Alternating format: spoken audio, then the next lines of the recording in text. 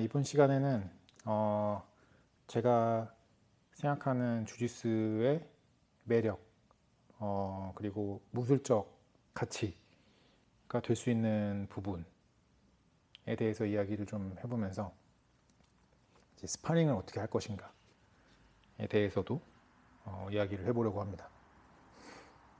주짓수의 본질은 이제 상대를 컨트롤해서 서브미션 시키는 거라고 이제 저는 생각을 하고요. 이런 생각을 하는데 좀 많은 영향을 준 이제 선배 주짓수인은 이제 저는 이제 바렌 요시다랑 존 다너를 보면서 저게 좀 내가 추구할 만한 가치다 라는 생각을 했습니다. 그 얘기는 뭐 나중에 해보고요. 어쨌든 이제 상대를 컨트롤해서 서브미션 시키는 거, 이게 이제 주짓수가 추구하는 저의 주짓수가 추구하는 이제 중심 내용이라고 생각을 했을 때 어떻게 하면 상대를 더 잘 컨트롤하고 어떻게 하면 더 상대한테 항복을 잘 받아낼 수 있을까 라는 생각을 이제 하게 되는데, 상대방을 잘 통제하기 위해서는 상황 파악을 잘 해야 됩니다. 내가 아무리 강하다고 해도 이제 상대방이랑 나의 그 관계에 따라서 내가 했을 때 쉬운 게 있고 어려운 게 있는데, 상황에 따라서 어떤 상황일 때는 A가 쉽고 어떤 상황일 때는 A가 어렵고 뭐 이런 식으로 분기점이 생기게 됩니다. 그래서 내가 아무리 나 자신을 단련해서 특정한 동작이나 자세나 부위가 강해진다고 해도 상대방과 나와의 사이에서 나타나는 그 상호작용에서는 나의 강함이나 나의 강점을 내 맘대로 보여줄 수가 없습니다. 그래서 상황 파악을 잘 해야 되는 게 일단 굉장히 중요하고, 그 상황을 파악을 했으면은 그 상황에 적절한 행동을 취하는 게 그 다음으로 해야 될 일이라고 생각할 수 있습니다. 그래서 상대방이랑 나 사이에 현재 상황을 내가 빨리 읽고 거기에서 이제 준비되어 있는 최적의 행동을 하는 게 훈련의 목표가 되는 거죠. 그렇게 되면은 그 상황에 가장 효과적인 움직임을 할 수가 있고, 그 효과적인 움직임이 상대를 제압하는 걸로 이어질 수가 있습니다.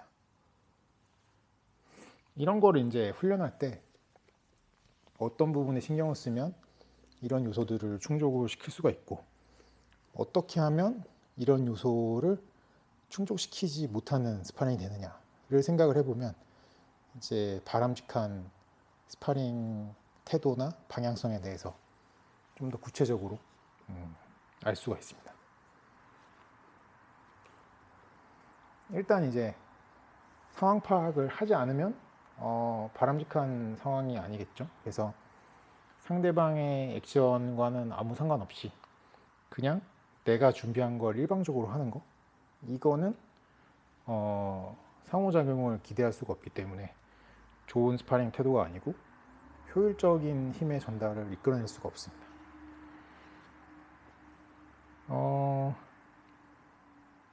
그리고 상대를 통제하기 위해서는 일단 나 자신부터 통제를 해야 되는데, 나 자신을 올바로 통제하지 못하면서 기술을 건다는 거는 시작부터 좀 뭔가 많이 잘못된 거겠죠. 그래서 본인을 통제할 수 없는 상황이라고 하면은 이제 거칠게 움직이는 거, 그다음에 내가 통제가 안 된다는 거는 나의 조절 능력을 벗어난다는 거고 내 손을 떠났다는 건데, 쉬운 예로는 점프 동작 같은 게 있습니다. 물론 이제 점프를 잘하면은 내가 생각하는 대로 내 몸을 날릴 수 있겠지만, 어쨌든 공중에 몸이 뜨고 나면은 이제 통제할 수 없는 거죠. 이미 쏴버린 총알이 돼버리는 거니까. 그래서 주짓수뿐만 아니라 다른 여러 가지 무술에서 몸을 날리는 동작에 대해서 위험성을 가지고 경계를 하고, 뭐 유도에서 가위치기를 금지하는 것처럼 비슷한 개념으로 이제 뭐 점프 클로즈 가드를 못하게 한다거나 뭐 그런 것들이 있죠.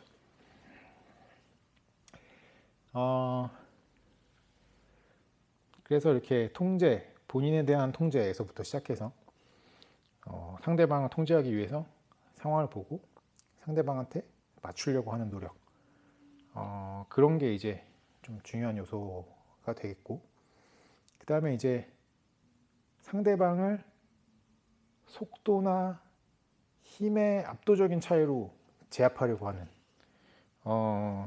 그런 태도가 이제 바람직하지 못한 방법 중에 하나인데, 그게 왜냐면은 우리가 수련을 하는 목적이 나보다 작고 약한 사람을 괴롭히고자 하는 게 아니라 적어도 나랑 동등한 레벨의 사람과 스포츠를 해서 이기든 뭐 싸워서 이기든 이기기 위해서 훈련을 하는 것인데, 나랑 같은 레벨 혹은 나보다 윗 레벨 터프하고 강한 상대를 이기기 위해서는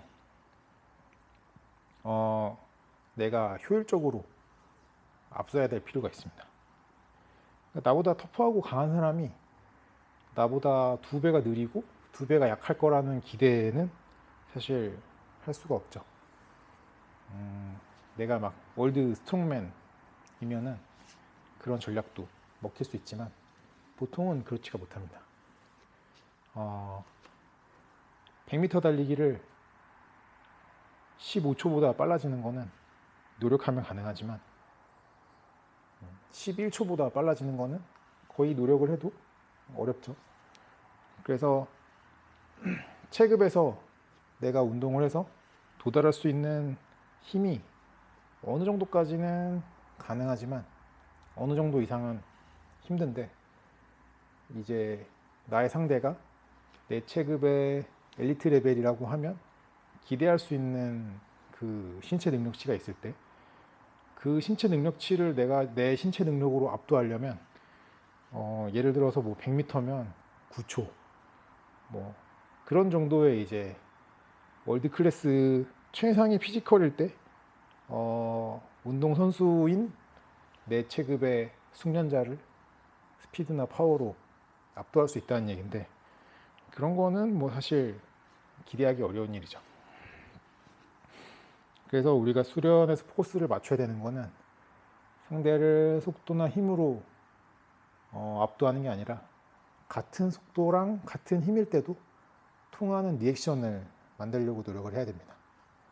그래서 아까 얘기했던 것처럼 상황 파악에서부터 시작을 하는 거고, 내가 통제할 수 있는 상황을 파악해서 내 몸을 통제해서 상대방을 읽어서 상대방의 움직임에 가장 적합한 효과적인 내수를 찾는 거, 이제 그게 상대방과 내가 서로 이기려고 노력하는 상황 안에서 우리가 할 수 있는 가장 효과적인 훈련이고,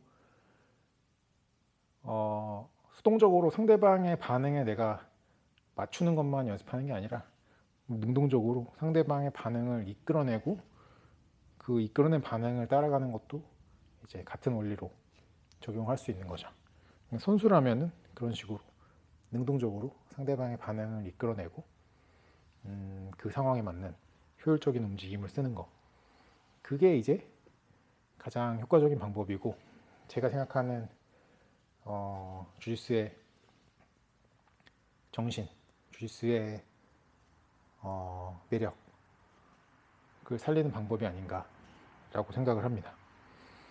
그리고 이제 이런 방법으로 훈련을 하면 이제 상대방을 내가 거칠게 힘이나 속도로 압도하려고 하는 노력을 하는 것도 아니고, 그 다음에 통제를 벗어난 상황을 만들지도 않기 때문에 결과적으로는 더 안전하게 훈련을 할 수가 있고, 부상의 위험성도 적고 안전하게 훈련을 하면서도 더 레벨이 높은 터프하고 강하고 숙련된 사람을 이길 수 있는 방법을 찾는 길이기 때문에 저는 이런 내용을 이해하고 이런 태도로 훈련을 하면 분명히 큰 도움이 된다라고 생각을 합니다.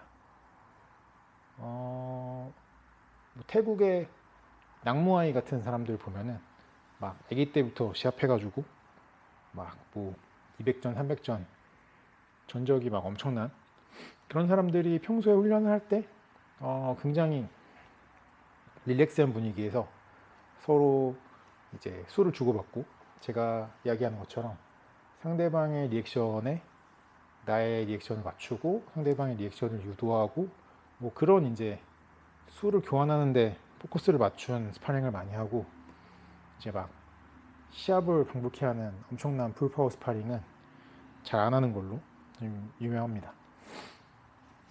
그리고 이제 뭐 다른 종목의 선수들도 가벼운 스파링을 통해서 그런 리액션을 만들어 가고 그러면서도 이제 굉장한 실력을 가지고 있는 타 투기 종목들도 많이 볼 수가 있고 주짓수에만 국한된 이야기가 아닌데 어쨌든 저는 이게 주짓수에서 느낀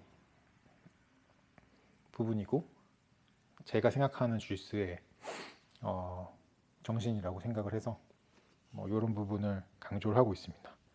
뭐 다른 종목에는 이제 뭐 서브미션이라던가 이런 포지셔닝 같은 게 주짓수만큼은 없으니까 그런 부분까지 이런 거랑 접목시켜 가지고 생각을 하면은 제 생각처럼 주짓수의 매력이라고 생각할 수도 있고 사실 뭐 다른 무술에도 다 적용할 수 있는 이야기 아니냐라고 하면은 그 말도 맞는 것 같네요. 여튼 그래서 이제 컨트롤을 하고 상황 파악을 하고 상황에 맞추려고 하는 그런 연습 그리고 그런 거를 만들어내는 게 이제 주짓수의 매력이다 라고 생각을 하고요. 그 다음에 이제 다른 무술에는 없는 서브미션이라는 부분 다른 무술에도 있긴 있죠. 뭐 유도에도 안바 있고 캐치 레슬링 뭐 이런 것도 있고 뭐 종목들마다 뭔가 조금씩 있으니까 근데 이제 주짓수만큼 다양한 서브미션이 발달된 종목은 없죠. 이렇게 대중적인 인기를 가지면서 굉장히 여러 가지 서브미션이 허용되고 발달된 종목이 없는데 이 서브미션도 똑같이 이런 컨트롤이라는 부분을 생각해 봤을 때 통제된 상황에서 서브미션을 가는 게 우리가 추구하는 방향이고 이게 더 터프하고 잘하는 사람을 잡을 수 있는 어찌 보면 유일한 방법이다 라고 저는 생각을 합니다.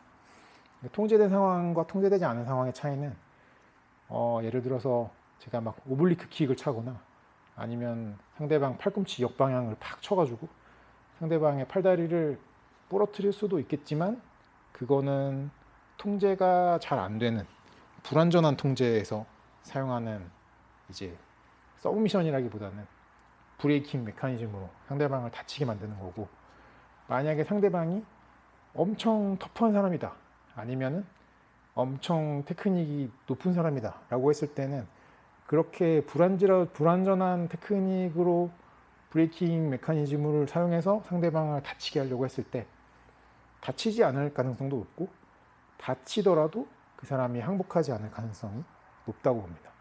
이미 내 손을 떠나서 내가 통제할 수 없는 상황에서 이 사람이 어디 한 부분을 다쳤다고 해서 제가 다쳤으니까 항복하겠습니다. 그렇게 기대하기는 어렵다는 거죠. 그래서 서브미션이라는 거는 결국에 상대를 다치게 하는 것과 서브미션을 받는 거는 어떤 교집합은 있지만 정확하게 같진 않은 거라서 우리가 추구하는 거는 이 사람을 꼼짝 못하는 상황에 몰아놓고 이 사람을 컨트롤하고 통제할 수 있는 상황 안에서 이 사람한테 협상하듯이 타협을 받아내는 거죠. 내가 항복하지 않으면 여기서 다치겠구나, 기절하겠구나 라는 생각을 들게 해서 거기서 항복을 받아내는 게 진정한 의미의 서브미션이고 컨트롤이 되는 상황, 주짓수의 정신을 살린 서브미션이라고 생각하고 역시 연습할 때 이런 서브미션을 추구해야지 실제로 시합에 통하고 그리고 오히려 부상의 위험도 줄일 수 있다 라고 생각을 합니다. 그래서 이런 부분에 대해서 생각을 해보시고 스파링에 적용을 하면 더 안전하면서도 더 스스로의 레벨을 높일 수 있는 훈련을 할 수 있지 않을까 라고 생각을 합니다.